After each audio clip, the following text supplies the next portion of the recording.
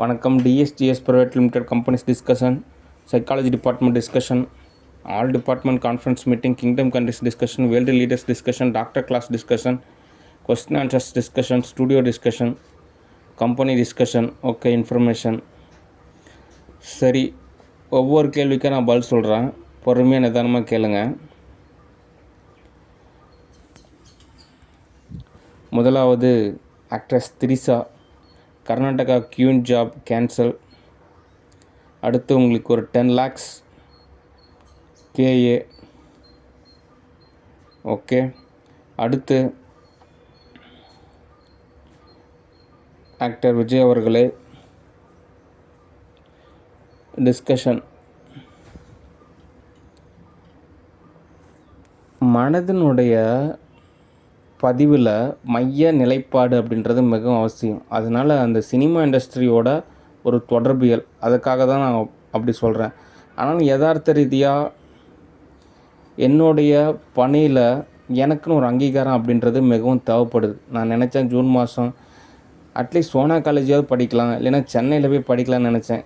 கடைசியாக போதாகலை. சரி, எப்படியாவது கரஸ்லையாவது ஒரு தமிழ் கோர்ஸாவது படிக்கலாம்னு நினைக்கிறேன். ஒரு ஆதரவு தேவைப்படுது. அடுத்து துணை முதல்வர் பதவி எனக்கு கிடைச்சிது அப்படின்னா நிர்வாகவியல் தோதாகும். கிங்டம் அப்படின்றது ரஷ்யாவிலேருந்து கேஷ் கிடைச்சாதான். அப்ரர் கண்ட்ரிஸ்லாம் ஒரு தனி கேட்டகரி. அடுத்து சேவாத நிலையை பொறுத்த வரைக்கும் தமிழ்நாட்டில் எத்தனையோ மாவட்டங்கள் இருந்தாலும் ஒவ்வொரு மாவட்டமே ஒரு தனித்துவமாக இருக்கும். அந்த மாவட்டத்தில் ஒவ்வொரு ஊருமே ஒரு தனித்துவமாக இருக்குது. அதனால் இங்கே எல்லாமே பகுதி பகுதியாக இருக்குது. இங்கே எல்லா பகுதிகளையும் ஒன்றிணைக்கிறதுன்றது மிகவும் சிரமம். ஆனால் யூஎஸ்ஏ நிறைய அப்பர் கண்ட்ரிஸ்லாம் அப்படி கிடையாது. இப்போ யூஎஸ்ஏ எடுத்துக்கிட்டிங்கன்னா ஒரே மதம் கிறிஸ்டின் ஒரு சில நபர் இருப்பாங்க. எல்லாம் ரெசிடென்ட்ஸ், எல்லாமே ரிச் கேட்டகரி.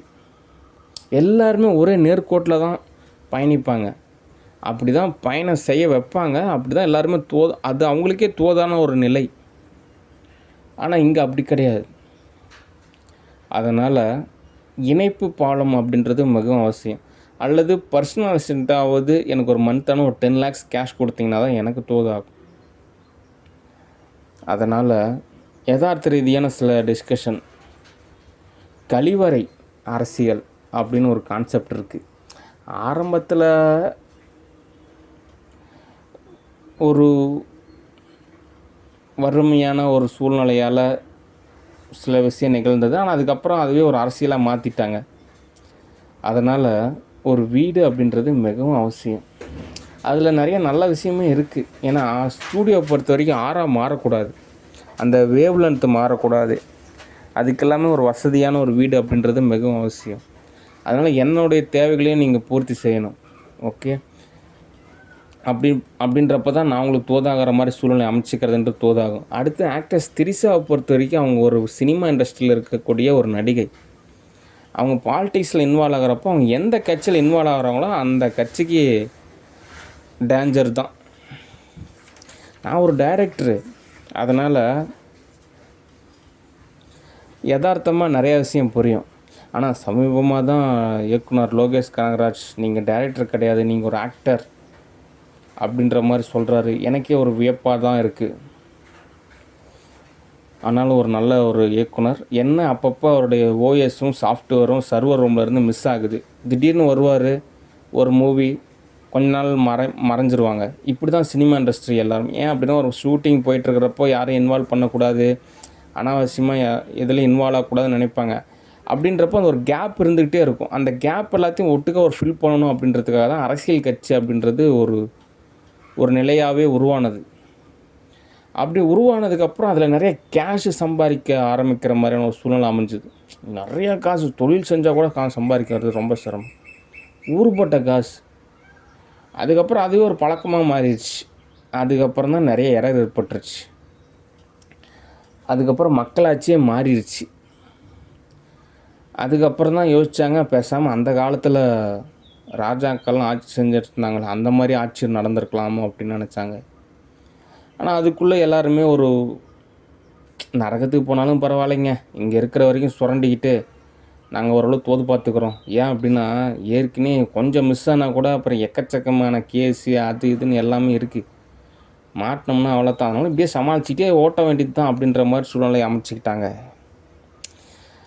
அதனால் யதார்த்த ரீதியாக உங்கள் ஃபேமிலி அப்படின்ற ஒரு தரப்பில் ஒரு தெளிவு அப்படின்றது மிகவும் அவசியம். நீங்கள் டைவர்ஸ் வாங்கிக்கிங்க அல்லது சேர்ந்து வாழுங்க.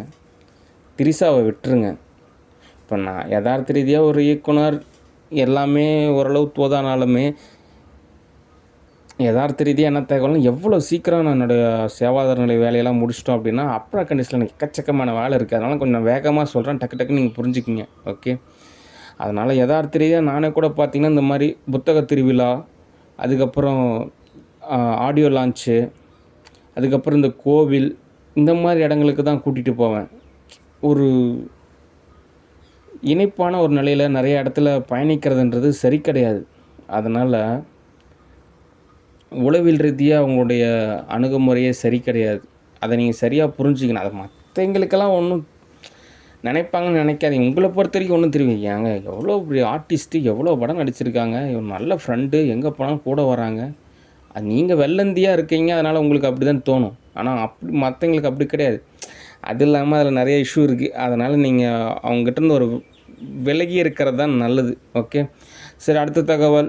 இந்த கவர்மெண்ட் எப்படி நிர்வகிக்கிறது அப்படின்றது என்னோடய யூடியூப் சேனல் தேவ் கவர்மெண்ட்டுன்னு சொல்லிட்டு ஒரு யூடியூப் சேனல் இருக்குது. அதில் நான் எல்லாமே அப்லோட் பண்ணியிருக்கேன். அதை நீங்கள் பார்த்து கேட்டு புரிஞ்சு அதன்படி செயல்படுங்க. ஓகே. எக்கச்சக்கமான நலத்திட்டங்கள்லாம் சொல்லியிருக்கேன். அதெல்லாம் மிஸ் ஆகுது. அதனால தான் இனிமேல் தொகுப்பான ஒரு சேனலில் நான் பதிவு செய்யலான்னு இருக்கேன். அதை அப்படியே ஃபாலோ செஞ்சுக்குங்க. ஓகே. சரி, அடுத்த தகவல். DEO party discussion. அது இன்டர்நேஷ்னல் பார்ட்டி. ஒரு லிஸ்ட்டு மட்டும் அப்லோட் பண்ணால் போதும். மெல்ல மெல்ல கட்சி ஆரம்பித்தாலே போதும், ஓரளவு தோதாகும். சரி, அடுத்த தகவல். Cinema industry discussion, studio discussion.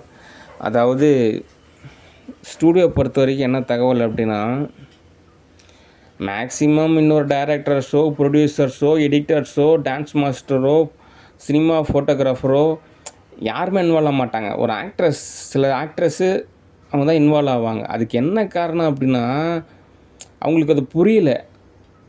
அதனால் அவங்க எரர் ஏற்படுத்துகிறாங்க. அதை நம்ம தெளிவாக சொல்லலாம். அதனால் ஒரு டைரக்டர் நான் சொல்கிறது தெளிவானதை நான் பொறுமையாக கேட்டுக்குங்க. திலகவதியை பொறுத்த வரைக்கும் என்ன எரர் அப்படின்னா, அவங்க பொதுத்தளத்தில் இயங்குறாங்க. அதுதான் எரர். அதுக்கு காரணமே என்ன அப்படின்னா, அவங்களோட மனசாட்சியை ஏற்றுக்கல. இவங்கெல்லாம் தெலுங்கு பேசக்கூடிய ஃபேமிலி, இவங்க ஒரு விதமான நிலையில் இருக்காங்க. நம்ம தமிழ் பேசுகிறோம், நம்ம ஃபேமிலி வேறு. அது ஒரு மிங்கிளாகவே இன்ன வரைக்குமே மனசாட்சி வந்துட்டு அக்செப்ட் பண்ணல, உறுத்திக்கிட்டே இருக்குது.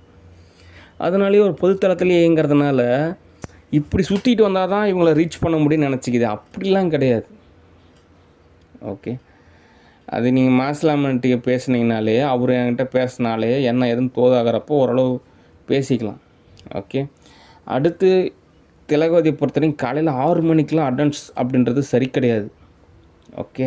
இது எப்படி நான் உங்களுக்கு சொல்லி புரிய வைக்கணும் அப்படின்னா, அது ஓவரான ஒரு நிலையில் தான் எல்லாமே புரிஞ்சுக்கும். திலகவதிக்கு 2 பசங்க இருக்காங்க. அதெல்லாம் சின்ன பசங்க, எல்லாம் 10ஆம் கிளாஸ் கூட தாண்டல. அவங்கெல்லாம் காலேஜ் படித்து அதுக்கப்புறம் வேலைக்கு போய் கல்யாணம் பண்ணுறாங்க.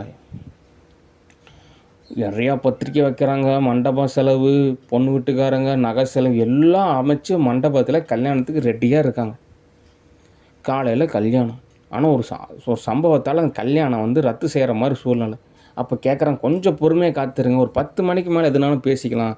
அட எவ்வளோ காசு செலவானாலும் பரவாயில்ல, கோடிக்கணக்கில் செலவானாலும் பரவாயில்ல, 2-3 வீட்டை விற்று கூட நான் உங்களுக்கு கேஷை செட்டில்மெண்ட் பண்ணிடுறோம், கொஞ்சம் நேரம் வெயிட் பண்ணுங்கள். நிறையா பேர் நாங்கள் கூப்பிட்ருக்கோம், மண்டப செலவு நிறையா காசு செலவு பண்ணியிருக்கோம். கிட்டத்தட்ட ஒரு 3-4 மாதம் இதுக்காக கடுமையாக உழைச்சிருக்கோம். 1 வருஷம் நாங்கள் இதுக்காக திட்டம் வகுத்து வச்சுருக்கோம். கொஞ்சம் நேரம் வெயிட் பண்ணுங்கள், நாங்கள் கல்யாணம் மட்டும் முடிச்சுட்டு வந்துடுறோம் அப்படின்னு கதறாங்க. ஆனால் என்ன சூழ்நிலை காரணமாக, இல்லைங்க அதெல்லாம் உங்களோட விஷயம், எங்களுக்கு இப்போ தீர்வு காணணும் அப்படின்னு சொல்லிட்டு கல்யாணத்தை நிறுத்திடுறாங்க. அட 10 மணிக்கு மேலே எல்லாம் பேசி சால்வ் செய்யலாம் அப்படின்றது ஒரு விஷயமா இருந்தாலுமே, ஒரு அவசர காரணமாக எல்லாமே கேன்சல் செய்யப்படுது. அப்போ எப்படி இருக்கும் அந்த திலகவதியோட மனநிலை? அதே மாதிரி தான் நீங்கள் ஒவ்வொரு நாளும் காலையிலையுமே நினச்சிக்கணும். காலங்காத்தாலாம் வரவே கூடாது. ஒரு 10 மணிக்கு மேலே என்ன எதுன்னு தகவல் அப்படின்றது தான் தோதாகும். ஓகே. அதனால் திலகவதியை பொறுத்த வரைக்கும் இந்த மாதிரி உளவியல் ரீதியான ஒரு தீர்வு தான். ஏன்னா இவங்களுக்கெல்லாம் ஃபிசிக்கலாக நீங்கள் எவ்வளோ பெயின் கொடுத்தாலுமே அதை வந்து சாதாரணமாக அசால்ட்டாக நினச்சிட்டு போயிட்டே இருப்பாங்க. ஏன் அப்படின்னா அவங்களே நினச்சிக்கிறாங்க, நாங்களாம் பரிணாம வளர்ச்சியில் மாறிட்டோம், நைட்டெல்லாம் எங்களால் தூங்க முடியாது, ரயில் சத்தம் எல்லாம் நாங்களாம் வேறு லெவலுக்கு மாறிட்டோம், தினந்தோறும் சாப்பிட்டு நிறையா உளவியல் ரீதியாக அப்படி இப்படிலாம் நாங்களே வேறு டைமென்ஷனில் இருக்கோம், நீங்கள் எங்களை துன்புறுத்ததெல்லாம் ஒரு ஒன்றுமே கிடையாது அப்படிலாம் நினைப்பாங்க. அதனால் இவங்களாம் உளவியல் ரீதியான ஒரு விஷயம். ஓகே, சரி, அடுத்து என்ன தீர்வு அப்படின்னா, முதலாவது ஒரு பெண்ணை திருமணம் செஞ்சுக்கணும் அப்படின்னா 18 வயசு பூர்த்தியாக இருக்கணும்.